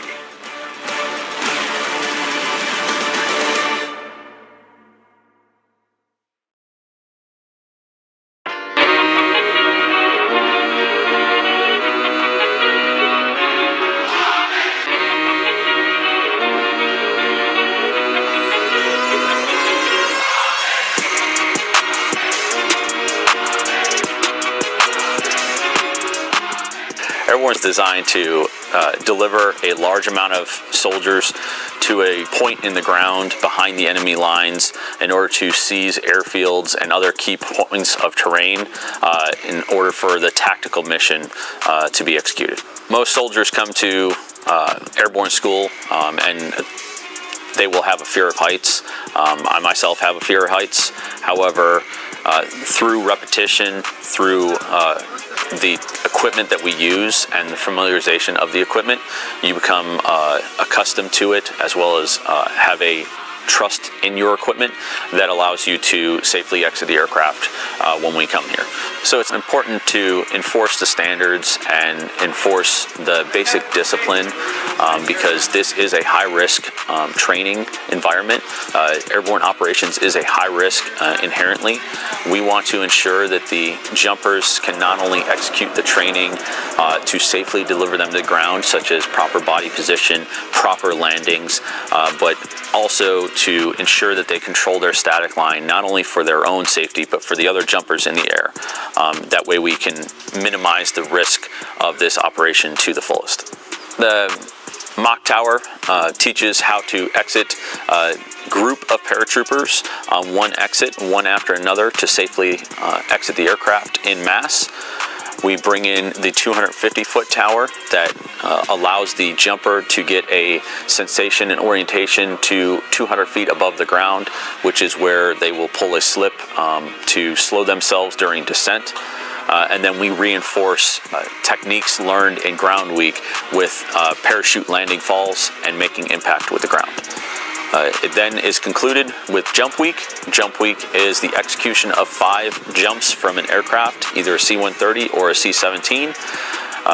Once they are complete with their 5 jumps, they will go on and graduate to their airborne unit. I started off as airborne in the beginning of my career, and I'm now back here toward the end of my career. And to be able to pass on and oversee the training of airborne school, it makes me very proud to contribute to the heritage that we have here.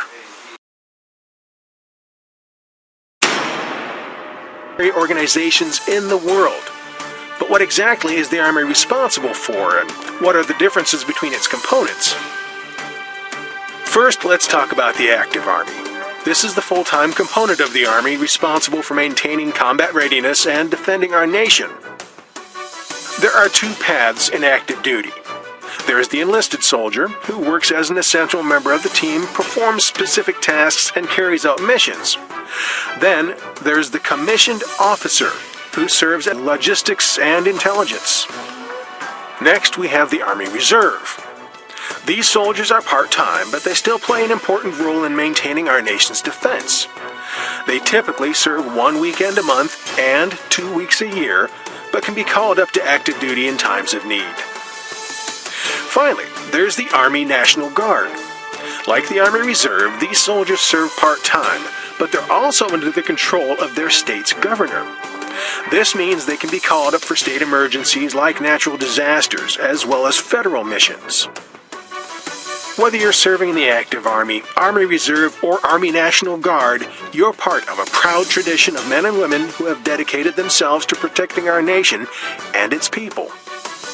If you're interested in learning more about the Army and its different components, visit GoArmy.com. And don't forget to stay tuned to our channel for more Army 101 content coming your way.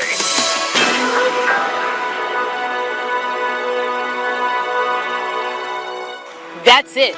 That's the end of the video. But don't worry, there's more just like it. Do yourself a favor, hit that subscribe button below to watch more U.S. Army content. And when you're done with that, drop and give me 20. As infantry soldiers, you have the ability and the training to fight in the heat of the desert, the Arctic tundra, the mountains and the valleys, and the jungles. You're going to turn your main parachute. Once they get off the bus, do what is called the first 100 yards.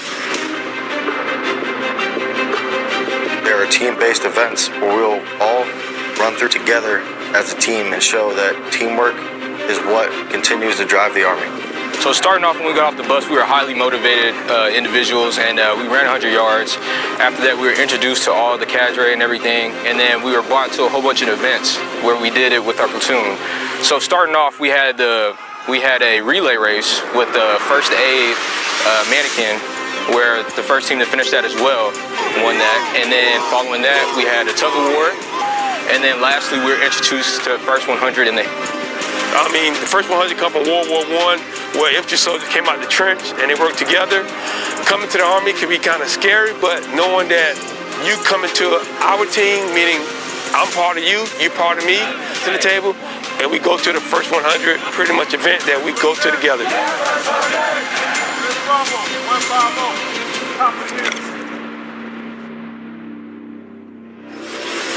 So OSIT is one station unit training. So generally for other MOSs, they will go through what is called basic combat training and follow on to a different duty station or a different unit where they're training. However, here we are a special MOS where we have them from the day they begin their Army career until the end of their advanced individual training, which consists of 22 weeks. Hi, I'm Private Jenna Lowry. I just experienced the gas chamber. We learned the command of when there's going to be gas. The gas, gas, gas, 3 times.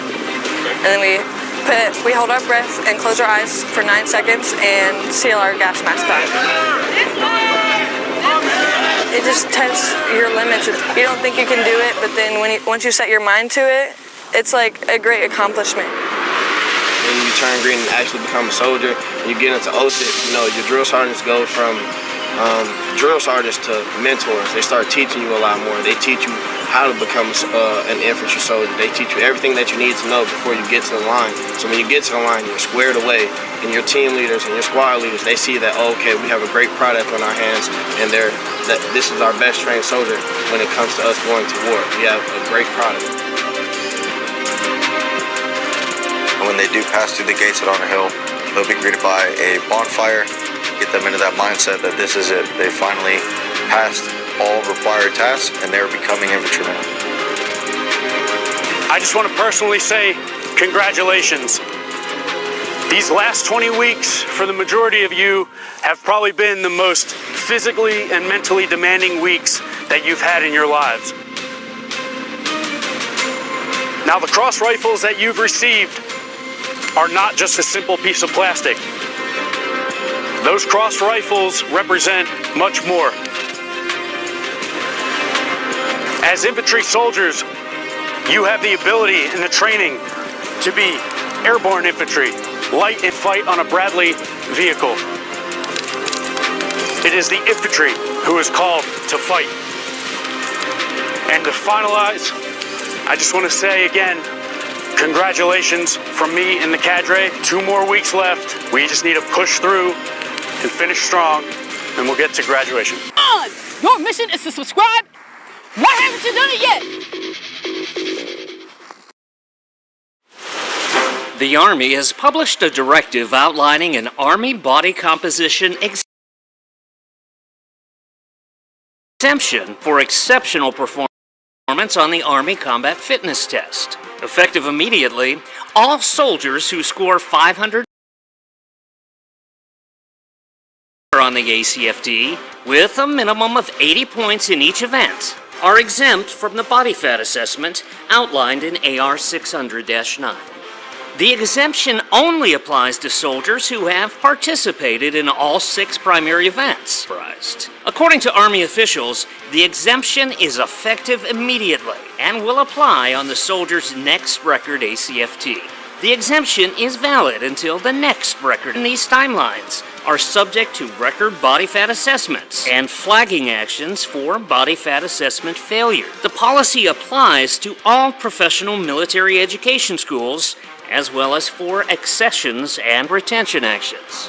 Secretary of the Army Christine Wormuth approved the change at the request of Sergeant Major of the Army Michael Grinston, following preliminary findings of the Army Comprehensive Body Composition Study initiated by Army senior leaders in 2021.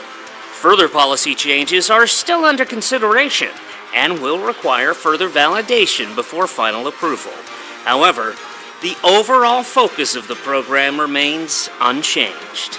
Having an effective, accurate assessment of the holistic health and fitness of our force, while providing soldiers with the resources they need to improve and preserve individual and unit readiness. Attention! Your mission is to subscribe and beat feet to the next video.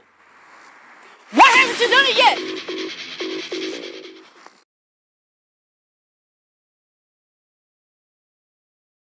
Hi, have you ever been nervous when you hear the words permanent change of station or those 3 letters PCS? Well, now you do not have to.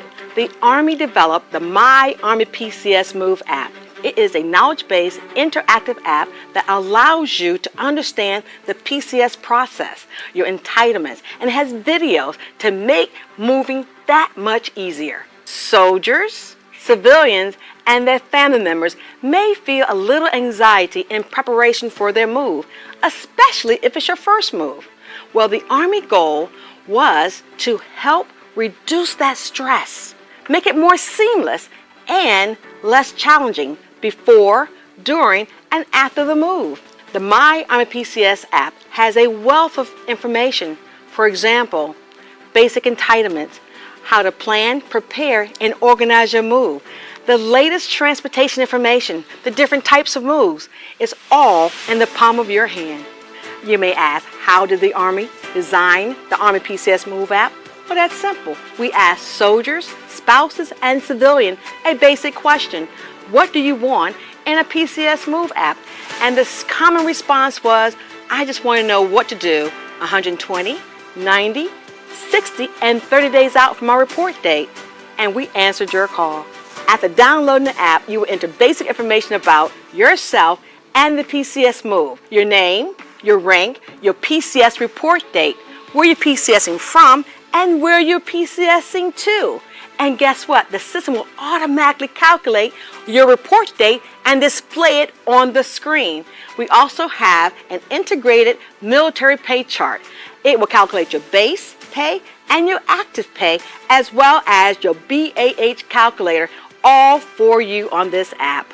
We know that a strong support system makes the PCS move that much easier. In the app, we have a Total Army Sponsorship Program, TASP, and an Exceptional Family Members Program, EFMP. And for you dual military, we have the Married Army Couples Program. Wow.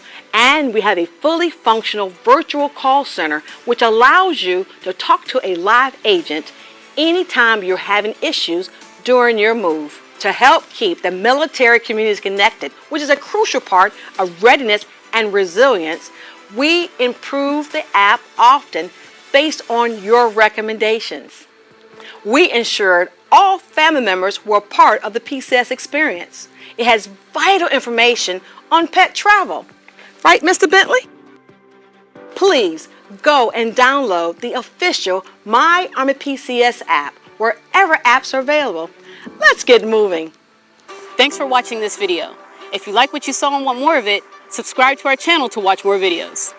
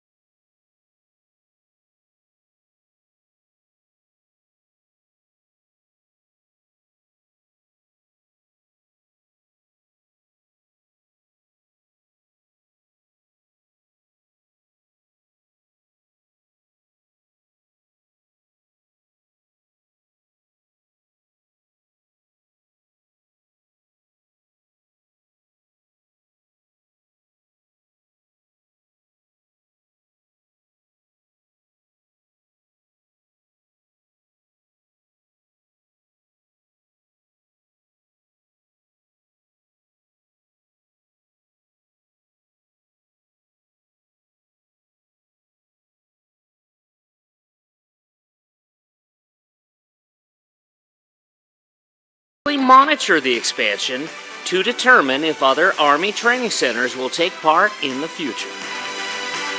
The Future Soldier Preparatory Course is increasing the opportunity for those who want to serve without sacrificing the quality needed across the force.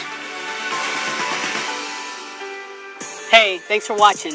If you like what you saw, head over to our channel and click the subscribe button. From there, check out our other videos and see what else is going on in the U.S. Army. See you next time. I'm Sergeant John Gillen. So I'm a 35 mic, I'm a human intelligence collector. We're responsible for your interrogations, your strategic debriefings, and your military source operations. So the skills that we train on primarily, it's a lot of essentially advanced people skills, I guess you could say, right? You're working a lot on questioning, and you're working a lot on human psychology. Our job is built to help people. So in the Army, you know, your career, it's all up to you, right? You see it all the time, especially in ForceCom. You get soldiers come straight out of BCT and IET status, and they think like, well, I'm just going to do what I'm told, right? And they miss out a lot of opportunities. But the great thing about the Army is that anything you want to do for the Army is up for grabs. You just got to raise your hand. As far as being in the Army, right, you get more career opportunities as a human intelligence collector than anybody else in the Army. I've been in the Army for 5 years. I've been to 12 countries. I've gotten to meet people of all sorts of nationalities, races, ethnicities. I've operated in an extremely diverse set of environments. So as far as world experience and that whole, you know, the Army pitches people like, join the Army, see the world, right? Like Sergeant Gillum is living proof that that can be true, right? So I love that part of my job, and I can say without a shadow of a doubt that the 35 Mike community, you will meet some of the most interesting people you'll ever meet in the world, right? Like, and a lot of it has to do with, once again, like the diversified amount of experience that you're going to have as a 35 Mike. Attention! Your mission is to subscribe and beat feet to the next video. Why haven't you done it yet?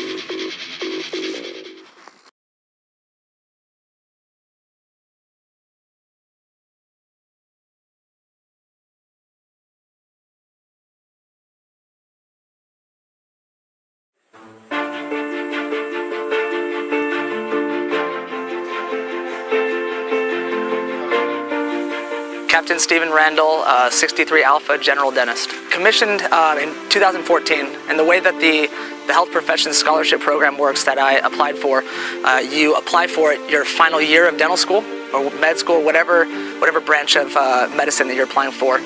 So yeah, I applied my final year in 2014, commissioned as a second lieutenant, took my dental admissions test, and once I got my scores back from that, my recruiter went ahead and submitted my paperwork. I was promptly accepted and matriculated to dental school the following summer. Basically what the Army offered was, you know, allowed me to go to dental school, focus on that. My tuition, my books, everything was paid for. Like I said, I got a stipend to live off of, which covered my living expenses. And then one of the biggest benefits was immediately after dental school, I had a job. So, you know, third and fourth year when my peers were trying to figure out what they were going to do, where they were going to go, where they were going to work, looking at contracts, trying to figure all that out, I focused on my studies completely because I already had a job lined up.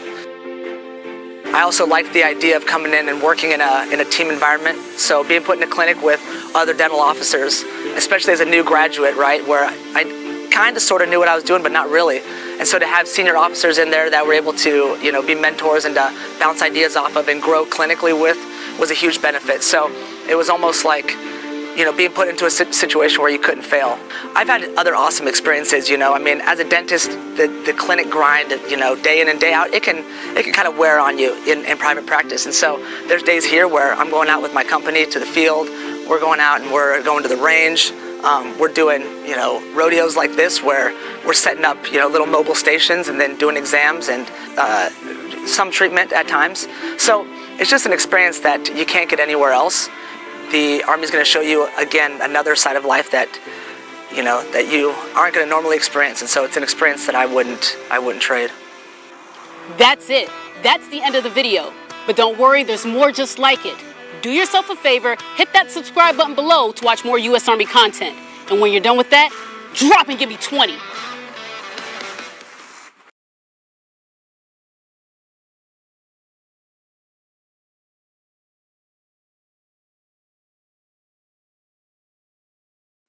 Army life is a unique experience, but the demands of military service can be challenging for soldiers and families. The Army has increased its efforts to strengthen quality of life, and place its people first. Here are some key things you need to know about how the Army has improved soldiers' quality of life at installations around the world. The Army is investing on average $1 billion per year to renovate and build new barracks and Army-owned housing, while private housing companies are investing more than $3 billion over the next 5 years into privatized family housing on installations. The Army has instituted new oversight procedures to hold housing companies accountable for maintenance and customer service. Installations are tracking the promptness, resolution, and quality of all work orders. Soldiers can now personally monitor their own maintenance requests from the convenience of their smartphones using one uniform system,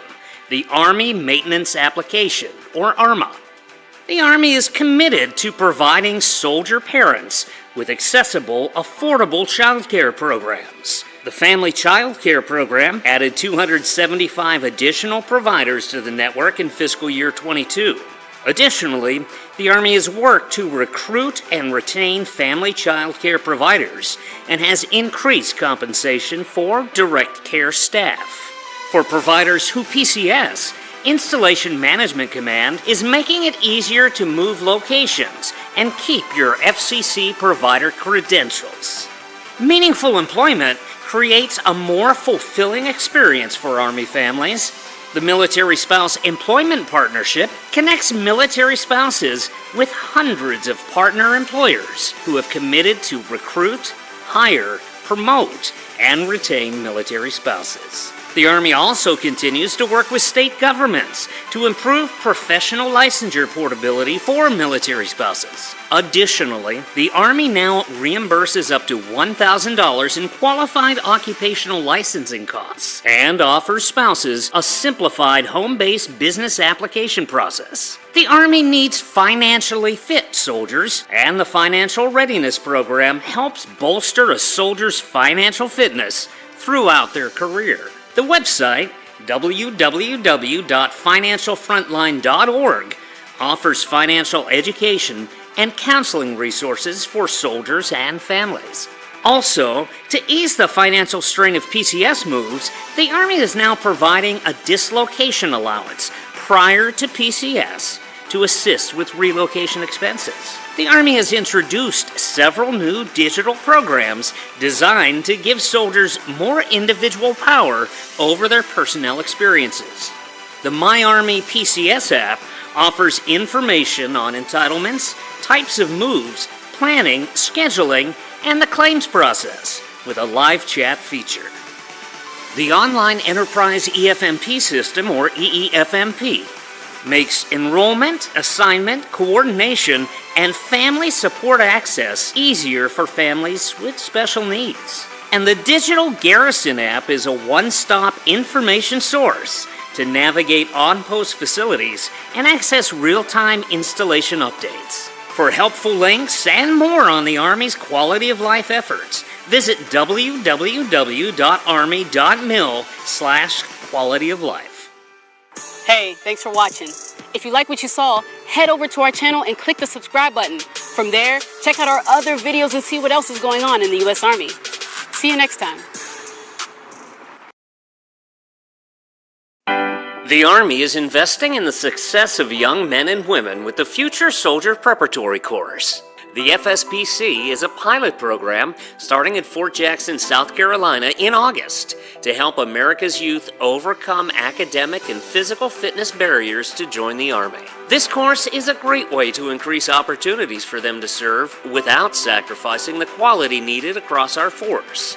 General Paul E. Funk II, Commanding General, Training and Doctrine Command.